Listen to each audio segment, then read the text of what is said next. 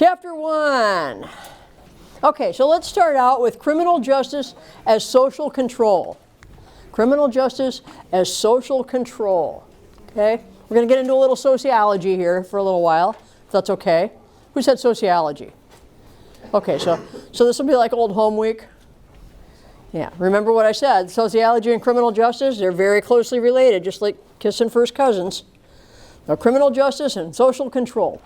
Let's ignore the criminal justice part for a minute. Let's just focus on those two words, social control. Social control. What does that mean? The way society controls what happens. That would be a good guess, but not exactly what I'm looking for. Okay, somebody get his back. This is what we do in criminal justice. When we have an officer down, we get their back. We get their back. Right? Social control. Don't overthink it. I don't have the informal social control. Would that work for it? Or, Well, I just want to know what social control is. influenced by society around you?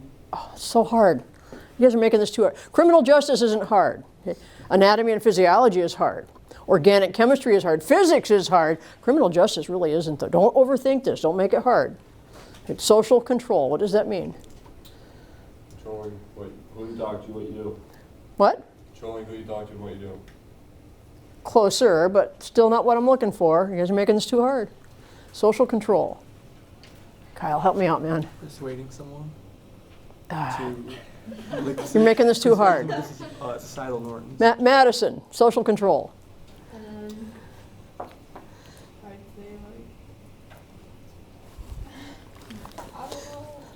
Social control. Somebody, anybody. The standards of society we hold ourselves to? You're just making this so hard. If you can talk or not? What? If you can talk or not? I don't know. Social control. Controlling like means of society? Controlling society. Oh my goodness. Oh, my head hurts. Controlling society, right? That's what social control is, isn't it? Yeah. See, I told you criminal justice was easy. Controlling society. So let me ask you this. Do we need to control society? Yes. We do, don't we? Can you imagine living in a society that didn't have any social controls? It would look like that movie, The Purge. Remember The Purge? Right? Can you imagine living in a society like that where everybody behaved like a barbarian and did whatever they pleased to whoever they wanted, whenever they wanted?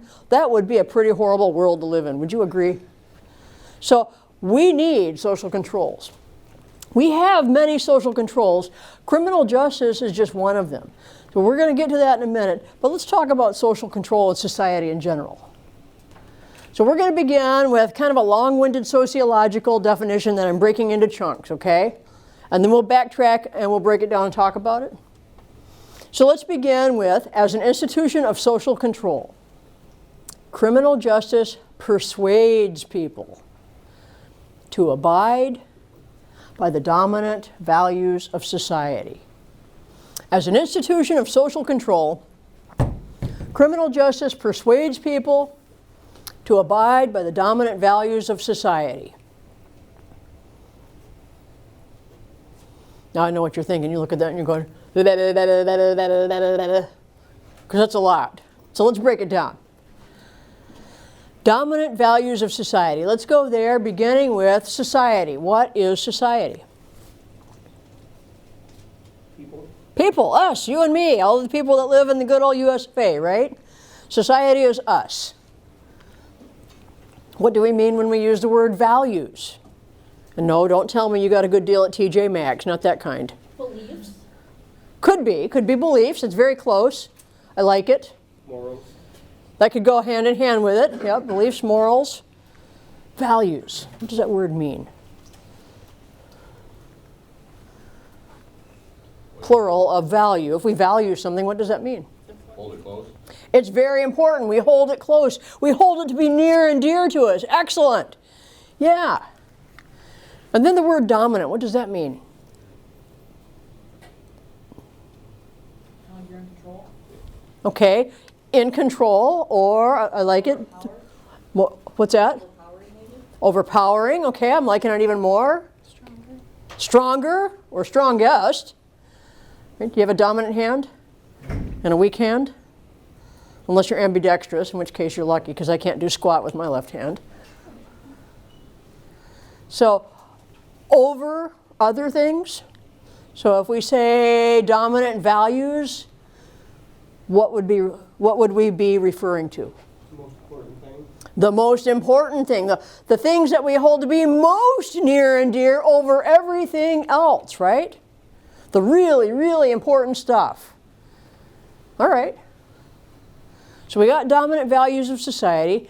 Now let's go to the top. Institution of social control.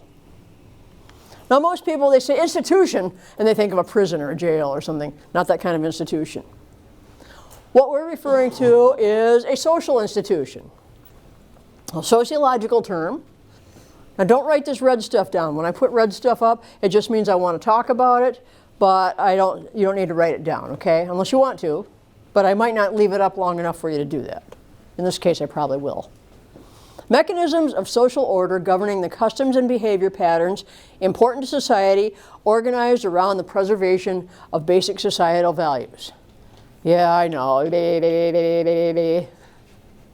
But let's take a look at that. Mechanisms of social order. Something that assists in keeping social order, governing the customs and behavior patterns. Customs and behavior patterns. The way that we act, the things that we do on a day-to-day basis as a society. Important to society. So those customs and behavior patterns that are important to us. Organized around the preservation of basic societal values. And so that we preserve these customs and behavior from generation to generation, that we pass them down to the next generation and the next generation, and the things that we hold near and dear in one generation are held near and dear in the next generation. You military men, you know that, because that's what the military is all about, isn't it? Yeah. In a nutshell, then, what we're really talking about is what is important to our society, like those dominant values, and how do we learn and continue them? I mean, that's really what a social institution is. It's something that teaches us what's important to society and preserves them and maintains them in perpetuity. It carries them forward. So I have some Marines in here, don't I? Would it be fair to say that what is important to Marines nowadays was probably important to Marines 100 years ago? Yeah. Yeah, like that.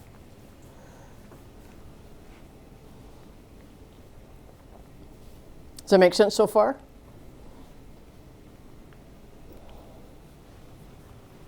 So the dominant values, how do we learn and continue them? Well, it begins at home, doesn't it? In your family of origin. What do we learn in our families when we're first born and we spend years in our family? We learn how to act right, don't we? And our parents teach us how we're supposed to behave. Take your turn, don't pull your brother's hair, share your toys, and be polite.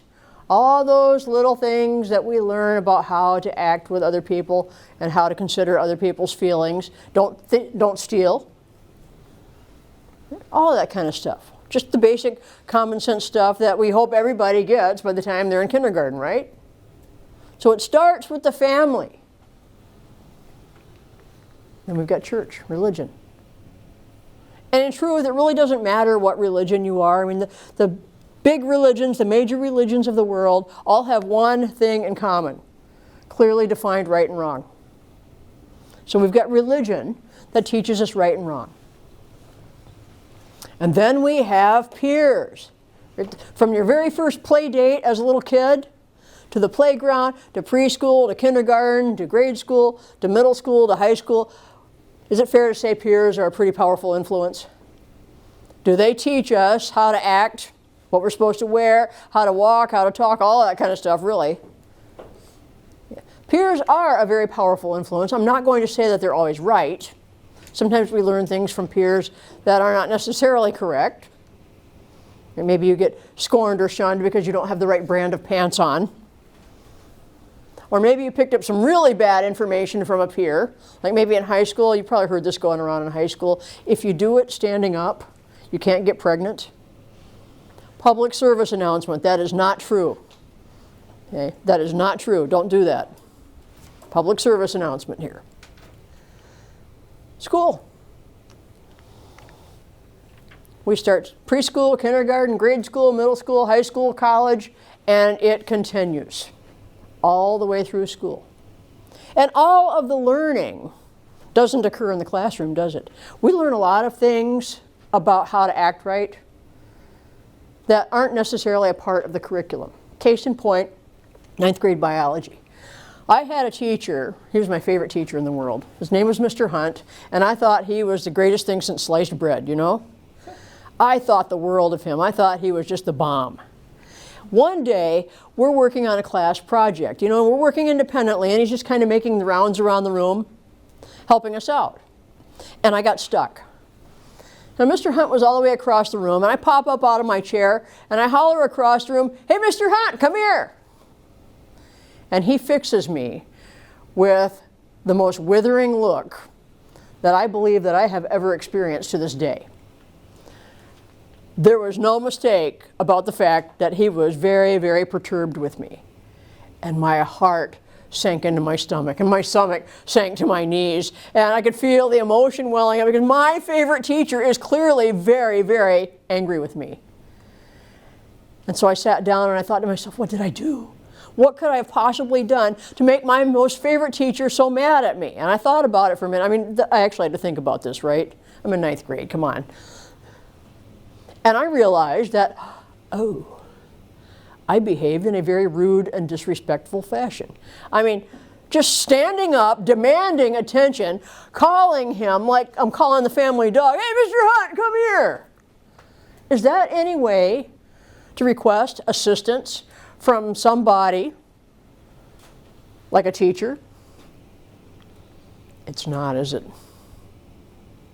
So I sat there in shame for a few minutes, thinking about what I had done. And then finally, because I was still stuck, I raised my hand and I waited to be called upon. And when Mr. Hunt called upon me, I said, "Mr. Hunt, when you have a minute, would you please come here?" And he smiled at me, he beamed. He said, "Yes, I would be happy to do that." I cannot recall what the lesson in class was that day. I didn't really learn any biology that I retained that day, but I'll tell you what, I learned a really valuable lesson about behavior, respect, and disrespect. And that I've never lost. Media. They're like peers. They're also very powerful, but not always accurate. They're always trying to sell you stuff, don't you know? Yeah. And, you know, I mean, twerking when Miley Cyrus does it might be okay, but for the average person, not so much. So you got to take, you know, your peers and your media, as powerful as they are, TV, internet, movies, sometimes you got to take that with a grain of salt too. Finally, we have law. Now, law is one of those, it's kind of in the back of everybody's mind. We don't really think about it very much.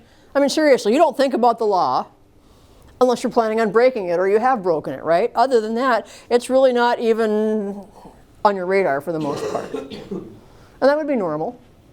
But it's funny, law has a lot of power just the same. If you watch small children play, have you ever seen little kids play? You know, 3, 4, 5 years old, and one of them will say to the other, "You can't do that, that's against the law."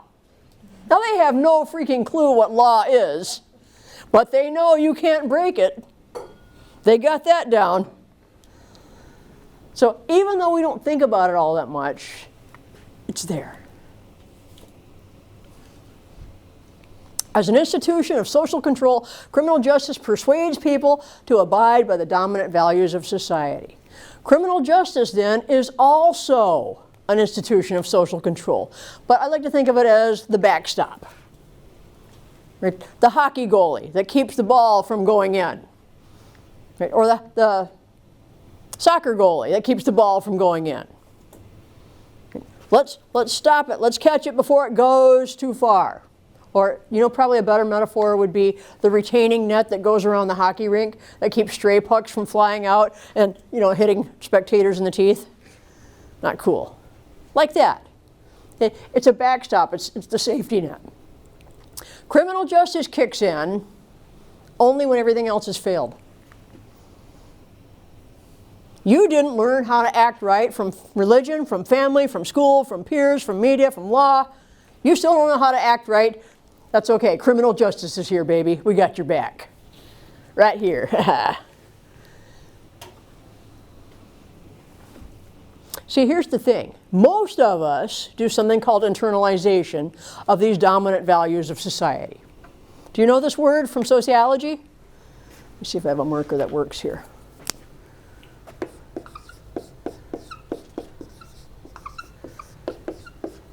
We internalize these dominant values of society. We internalize how to behave correctly. In other words, we take all of this into ourselves, we make it a part of ourselves, as inseparable from us as the air is from our lungs. We don't think about it. This is why we really don't think about law, because we know how to act right. We've made it a part of who we are. You can go into Walmart and go shopping, and you don't have to go, I won't steal, I won't steal, I won't steal. Because you know you're not supposed to steal. You're not even thinking about stealing. You're thinking about your grocery list. Because you have internalized these dominant values of society. You have internalized how to act right. But not everybody does. And there's a whole class called criminology that can tell you why. So we're not going to get into that in here. But the fact is that some people just don't. And when they don't, we say, oh, you don't know how to act right? You don't know how to be a decent human being? Not a problem. Let criminal justice help. Criminal justice persuades people. Now, I put the persuade in quotes because, it's a little coercive. Well, we'll give you a big timeout and a 7x10 with Bubba. And maybe now you can learn how to act right. That is the role criminal justice plays. It's the backstop after everything else is broken down. Does that make sense? Yeah?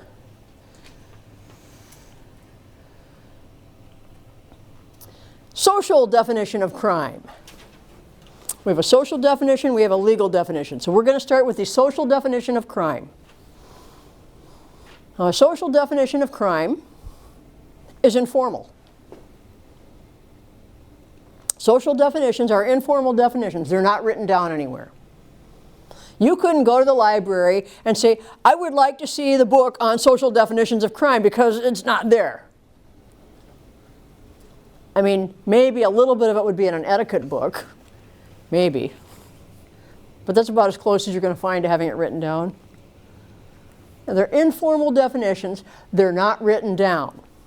Basically, what we're looking at here is behavior that violates society's norms and mores. It looks like mores. It's pronounced more. If you've had sociology, you know this. Behavior that violates society's norms and mores. If you've had sociology, you probably know what norms and mores are, but maybe you haven't. So let's clarify that. A norm or social more is defined as an informal standard or rule. It's informal. It's not written down anywhere. An informal standard or rule regarding what people should or should not think, do, or say under given circumstances. And most of us do. Most of us act right, don't we?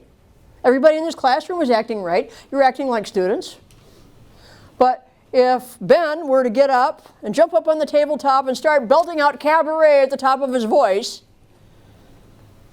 isn't he violating kind of a norm or social more there? And we might all look askance at Ben and go, oh, what up, dude? Did you fall and hit your head? Or are you taking something funky?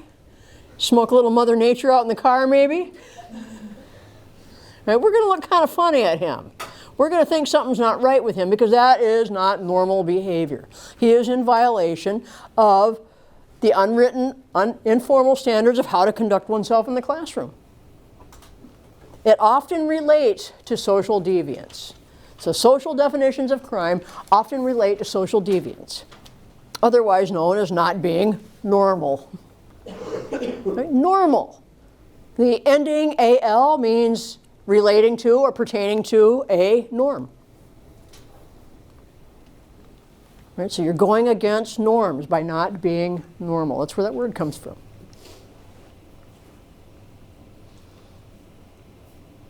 So maybe we have the blue-haired young lady. Now, I see more and more people with colored hair, and I certainly would have to say that it's interesting. But can we agree that it's not normal? I mean, I look around the classroom here, and I don't see one single person with blue hair.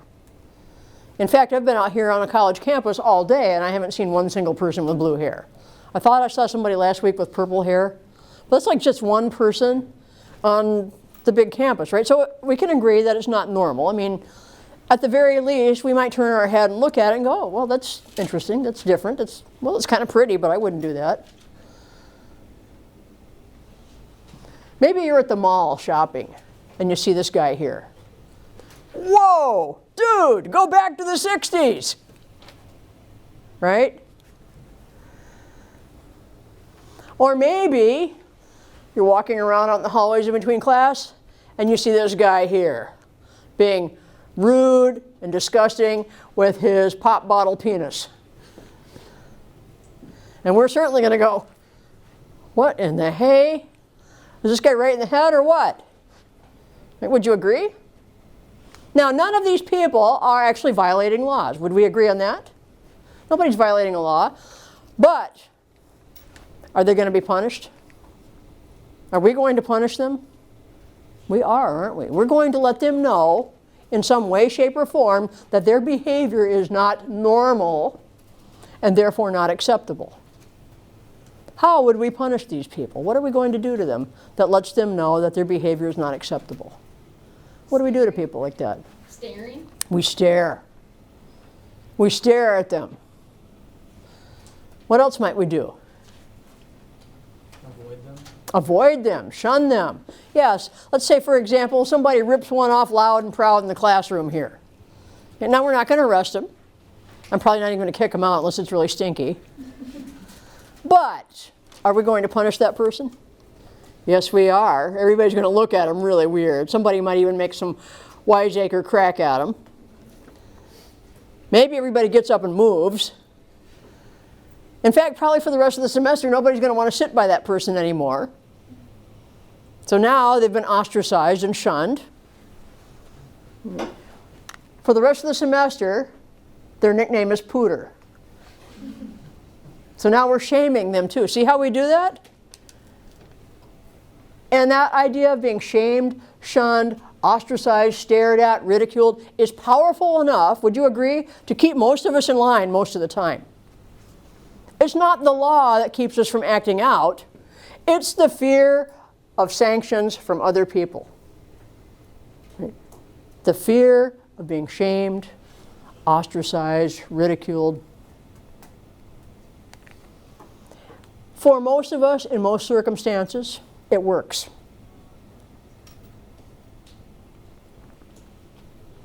The legal definition of crime. We just talked about social definitions. Now we talk about legal definitions.